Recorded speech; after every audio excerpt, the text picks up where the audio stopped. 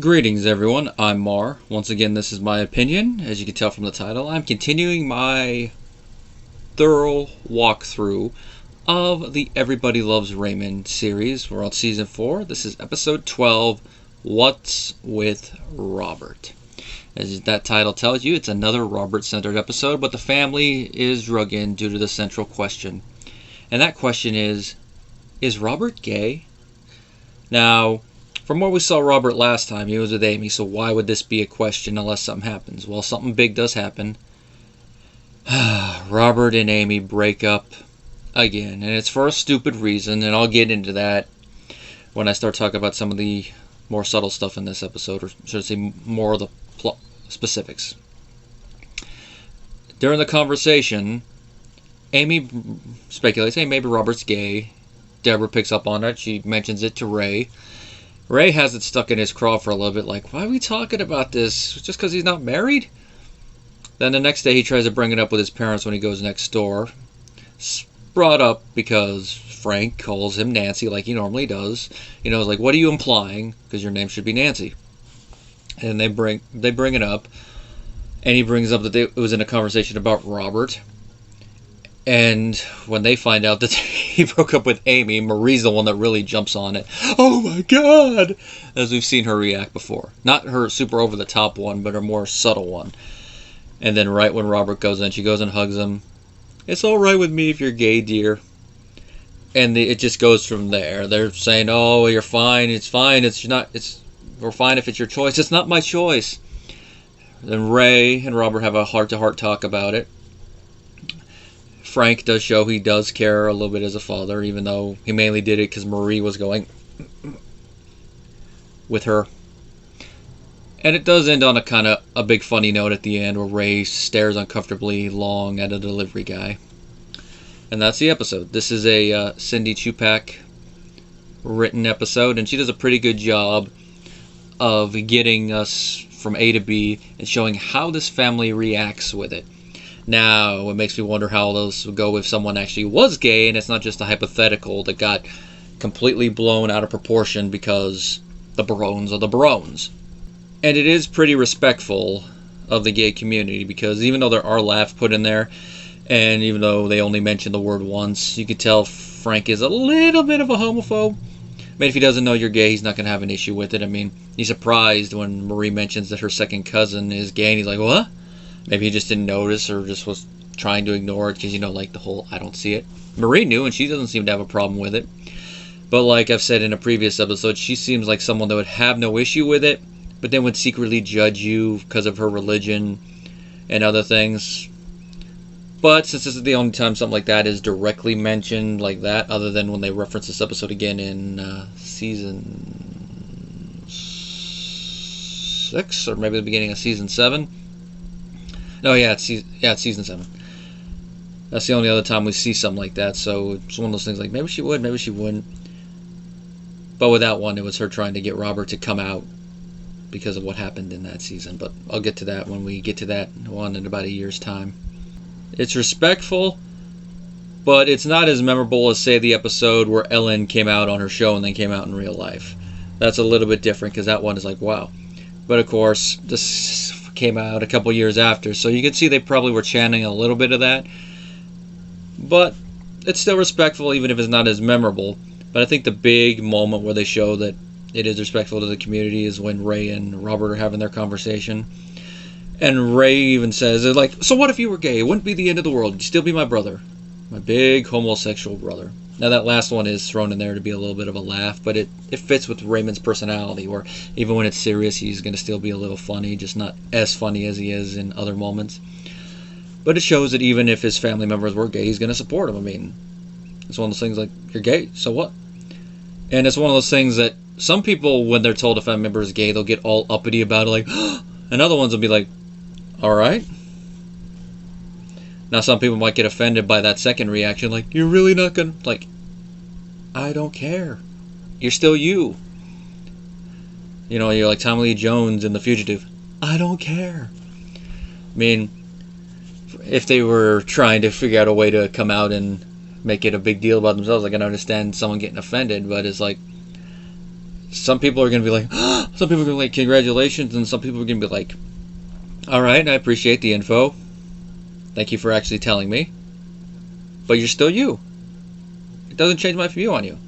And that seems to be how Ray is, even though he has to go through all that other stuff. Of course, but like I said, that's the Barones being the Barones. That actually should be a t-shirt, the Barones being the Barones, or a bumper sticker or something. Now, the opening scene where Amy and Deborah are talking about Robert and why they broke up and all that. I knew I was going to have a point of contention remembering that scene before I watched the episode and watching it back. I still feel the same about it. I mean, it is funny seeing them go and talking about it, bringing up some of the little weird idiosyncrasies that Robert has.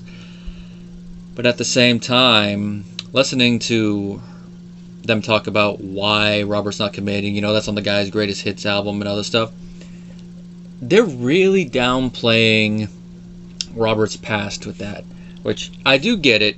I mean, it's like the first time that they broke up. They've been together a couple years. It's an investment for both of them, more so for Amy, because in their relationship, she's the one that would actually have to have children. They bring that up all the time. I mean, even in this episode, the second scene, Deborah even says 2 childbearing years off of Amy's life. And considering that before she was with Robert, she hadn't been with anybody physically, you can see why that would be a big deal for her, especially if she wants kids and a couple years away from her 40s, which would be when the change will start, depending on her own system, and if she has children after that, it had to be very, very lucky or adopting. But going into the whole Robert thing, it's like you can understand a little bit why he's hesitant to commit with the ring. You can understand why he dates somebody, love them and all that, but you can see why he would really want to soul search before committing with the ring. The previous time, it's a little bit more, they show it in the episode, it's like, I haven't been on my own before, and the first time I get out, the girl I love is already bringing me plans. It's like, all right, I love you, but take it slowly. Let me just ease into this. And then what's her response? Break up. Whereas here, it's like, he loves her still and all that, likes being with her, but he's not yet ready. And it seems like she's trying to force him towards it still. But the reason he's not ready yet, it's not as obvious as in the previous season, but he is still feeling the negative side effects from the divorce. And he wants to protect himself. They only mentioned it in passing a couple times, but he lost all of his money in the divorce. That's one of the reasons he had to move back in with his parents. Amy doesn't seem like she'd be the type of woman that would do the same stuff Joanne would do, which this is the season where we're finally going to be introduced to the infamous Joanne, but that's going to be at the end of the season. When we get there, you'll understand that if you haven't seen it already. He wants to protect himself. He wants to make sure that this time he goes in there and he's good, because he doesn't want to be a 50-year-old twice divorcee who lost all of his money twice, had to move back in with his parents twice, now probably too old to find love, have children, and have a life just like Raymond. Which they do bring up, that he always says he wants what he has, but he has the big fear of commitment. But considering what he's been through in the past with his previous marriage, can you blame him for having that fear? If you look on Reddit or talk with other people in general, you can see that there are people that are like, yeah, I don't really feel like I want to get married again and all that. It's usually older couples I see that don't usually get married either because they don't want to get married a second time, or they prefer the freedom of it. That seems to be the reason my other grandmother didn't get married, even though retroactively she says she wished she had gotten married to that one. More so for the benefits after he passed, kind of, but they didn't love each other, but they just enjoyed their personal freedom, not having to be too tied financially together. And initially it's like that. And with Robert and Amy, they hadn't even moved in together yet, so they don't know how they would coexist as cohabitants. So I can also see from that angle why Robert's a little hesitant. And of course, you can also see why, like I said already, Amy, she's not wrong to feel the way she is, but I think breaking up like that, especially after throwing the box at his head, is a little weird.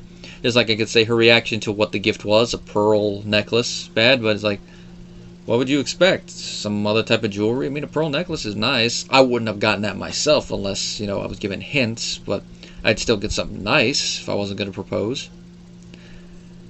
But you can see why she's disappointed with the box and all that. Felt she was led on and all that. But it's like some people, they go faster than others. Some people get married like within the first 6 months and it works out. Some people are together for 5+ years, get married, and then down the tubes.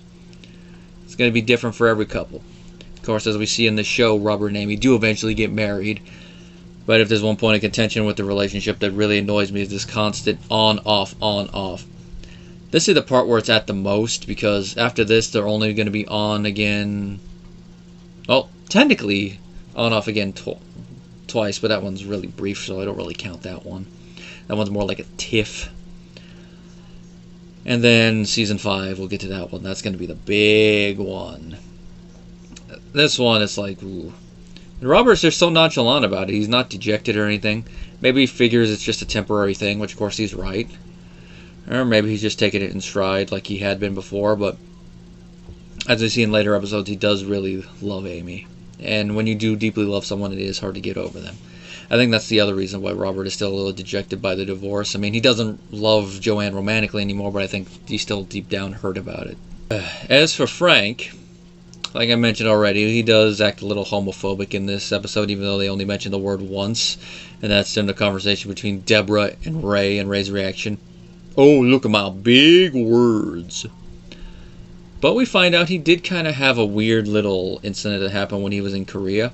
Now, it wasn't, an actual gay experience to where you could see why he might rightfully, well, not rightfully, but you could understand why he doesn't want to be around people who are gay, even though it is a little prejudicial. You could at least understand and like, all right, okay, it's wrong for him to be straight bigoted like that, but you can understand why he doesn't want to be around them. It wasn't that. It was him and, I'm guessing, a corporal or a sergeant having to huddle during the Korean winter, which I guess from a 50s mindset might be considered a little too close to the gay line, but it's one of those things like, it's survival. It's like in Forrest Gump when him and Bubba were back to back, keeping their heads out of the mud. It's like, nothing wrong with it. But it could also just be him trying to justify it with something like that. But it's funny that Marie knew about it and no one else did. He's like, I told you never to mention that. And of course, this ties back into the conversation that Ray and Robert have when they're over at Robert's house, where they're talking about like, hey, sometimes you just realize you're gay. It's like sometimes you think you're straight, then all of a sudden you just realize it.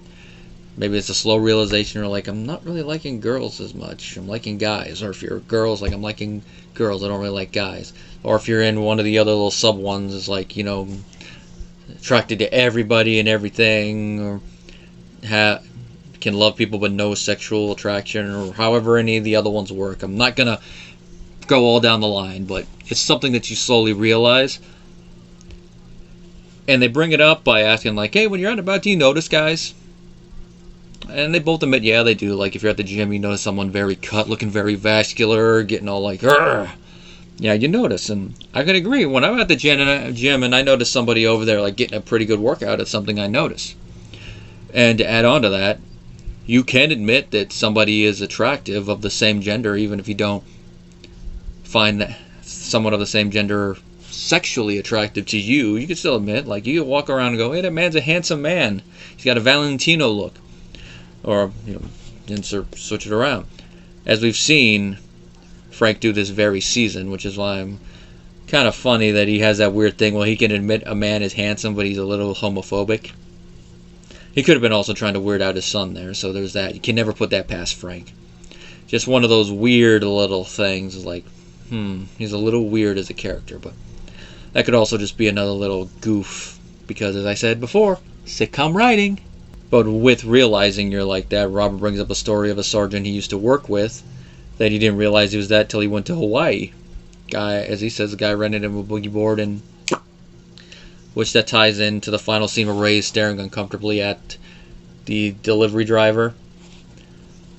And it comes back around to something that Ray said. You think about it, then you see a pair of breasts walking to the wall, there you go. He stares at the guy, goes and kisses Deborah, and like, there we go. But the funny thing about that is that in the blooper reel, there's a take where after Ray does a kiss, he's like, Goes back to the door, opens the delivery driver still there. He goes like, I mean, that's good for a joke take, and it does get a good laugh out of me when I watch the blooper reel. And the audience was railing on it because they could kind of tell where it was going the moment Ray turned around and walked to the door. But for the final episode, though, obviously it wouldn't work because then you'd have to change the whole course of the storylines going forward, and I don't think the show would work as well with Ray and Deborah being divorced, other than making Marie more an insufferable character towards Deborah. And of course, before it cuts to that final scene, it turns all around, and they ask Frank when he does show up if he's ever been to Hawaii, and he likes it. He's like, yeah, I love Hawaii. Yeah, me and my platoon mates, we saw some action there. Now, Frank, of course, is just talking generally about it, but we, the audience, haven't seen Ray and Robert's conversation, and them, of course, we get the implication there. It's like, oh. And this is playing on the heels of what he said happened in Korea, so it's like, hell, Frank, if you only knew why they were laughing. All in all, this is a pretty fun episode. I mean, it does deal with a sensitive subject, and some moments are played for laughs, but it is respectful of the material, and it's something where the humor is fitting the reaction of the characters to everything, and nothing gets too overblown, and nothing gets too judgmental. Other than, of course, maybe us judging Frank for some of his comments. And it is one of the better episodes of this season. Whether or not it makes the top cut of the whole season, we'll have to wait and see until I get to the end of this season and deal with the flashback episode. And if you guys enjoyed the episode, be sure to like and subscribe down below. If you want to support the channel, both the Patreon links and the PayPal links are down below, with how YouTube has been dealing with me lately due to weird algorithm and demonetization. I really need the support. If you guys join the Patreon, you get perks like access to videos early and being able to request different videos depending on what tier you go. If you just want to do a one-off donation or just a one-off request for a video review, that's what the PayPal link is for. Until next time, guys.